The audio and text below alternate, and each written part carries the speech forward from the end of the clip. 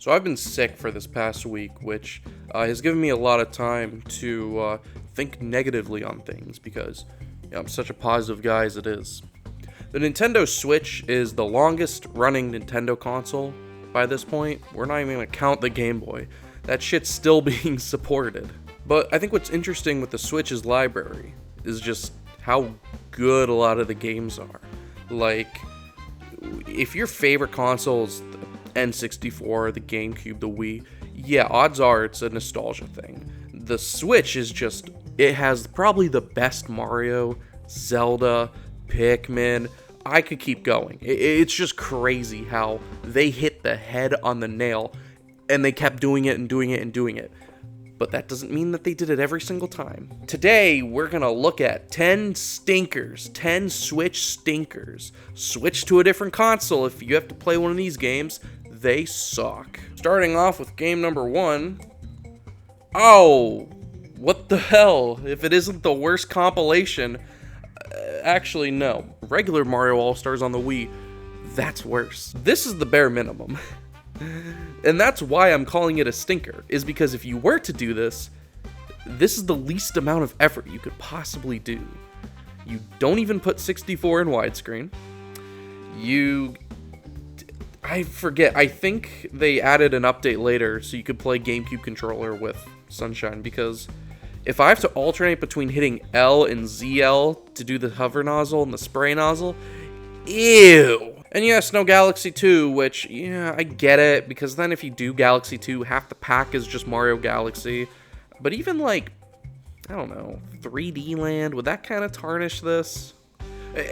Even if you don't include another game, like, where's the extra content? Where's the bonus content? Why is this a limited time release? Oh, I know why, so that way everyone clamors to get it, fear that they'll miss it. It's completely pointless. I mean, hell, you can already play Mario 64 if you have the expansion pass online, so we'll just, like, block that one off. If you want the worst way to play all of these games, here it is. You can play it on your Switch. Which, at that point, like,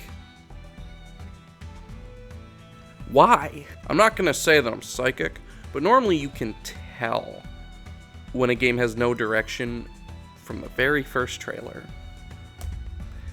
I could fucking tell. Actually, that's kind of a lie. I couldn't even tell what the fuck this was. I was like, what is this?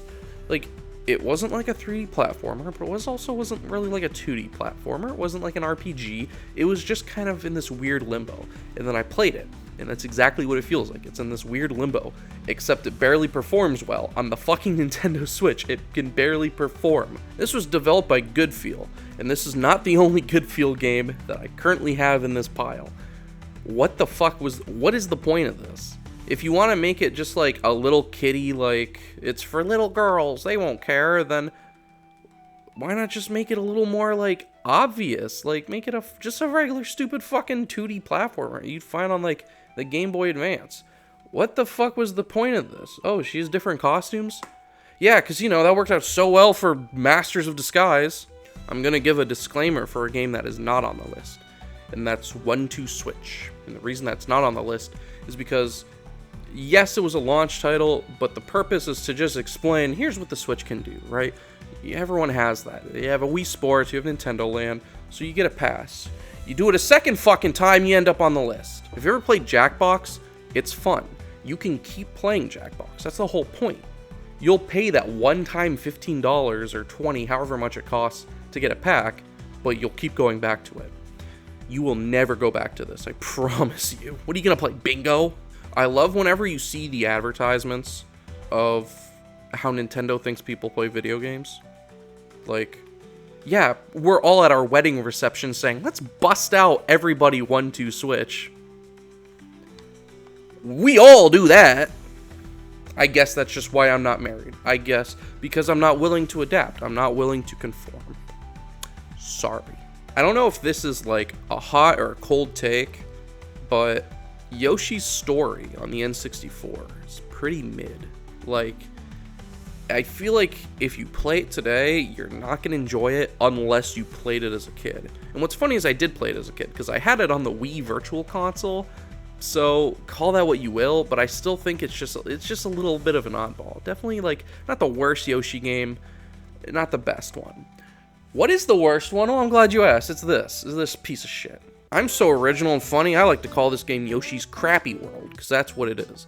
Essentially, they took everything great about Yoshi's Woolly World and they said, no, that's not why people liked it. They liked it because of the aesthetic.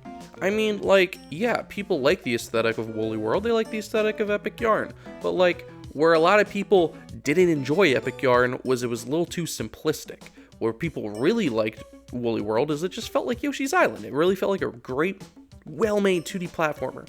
This one is not well-made in the fucking slightest. Why are there no alternate costumes? Why does he wear a fucking tin can as an outfit? Wow, I really want to collect all of them. Where's the fucking Campbell soup? I didn't technically lie when I said this is a list of 10 games, but 2 of them are practically the same. And that is, of course, Brilliant Diamond, Shining Pearl, and Brilliant Diamond. Yeah, I'm gonna include these on the shit list. I know you little, like, pokey nerds are gonna be like, that's not true, it's Gen 4, it's the best generation, I played it when I was 7! Even if you just straight up put the fucking Nintendo DS cartridge on the Switch, I would still put it on this list. Because for how much I had to fucking hear Gen 4 remakes for, like, a decade. It felt like the second Platinum came out, they were like, that's great. Do it again. And this is what we were stuck with. This. They remade it. There's nothing different about it. There's nothing. They didn't even include the fucking Platinum changes. It is an exact carbon copy of a remake. Not reimagined or re-enhanced. Remade. There it is. Just fucking played the DS version. And to that note, I made an extensive version where I really shit on it. So if you want to watch that, viewer discretion. You know what I don't get with yearly releases? And we're talking like Madden, Call of Duty, like, you know, games that come out like every single year, is they should get better as they go on. But for whatever reason, they seem to get worse. And although this isn't a yearly release, it is an annual one, and that is Mario and Sonic at the Olympic Games.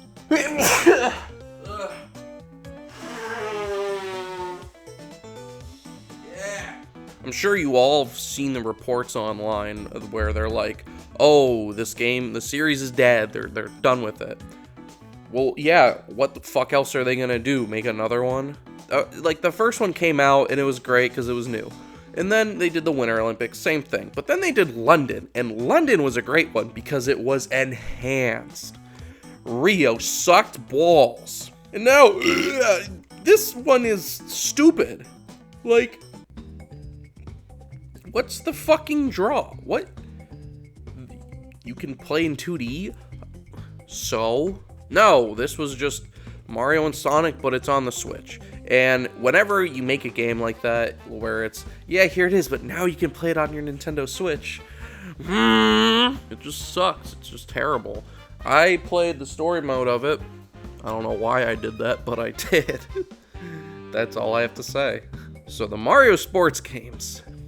Tennis Aces, I liked. It was good. Mario Golf Super Rush. The more that I like sit and ponder with it, I want to kind of give it the benefit of the doubt. The courses suck. There's no way around it. But the running mode is actually really fun. And the battle golf is also pretty fun. And so when I think about it like that, I say, you know what? I get why this game was made. I understand the point of it. I don't understand the point of this. Everyone and their mom wanted a new Mario Strikers, just like everyone wants a Mario Sluggers, but you know why people aren't asking for it now? Because they're scared it's gonna get the same treatment. The whole point was this, is that you can play it online. Wow! Might as well have just called Mario Kart DS Mario Kart Battle League. Wow, you can play it online! This had like 8 characters when it first came out, and this is just dumb. They like made it really like technical. So you're scaring off the casuals and you're making like a more hardcore thing. Except I'm not going to sit down and take the time to learn, study, and perfect Mario Strikers. This is a game I want to pick up and play just whenever I feel like and have fun with. There's a fly.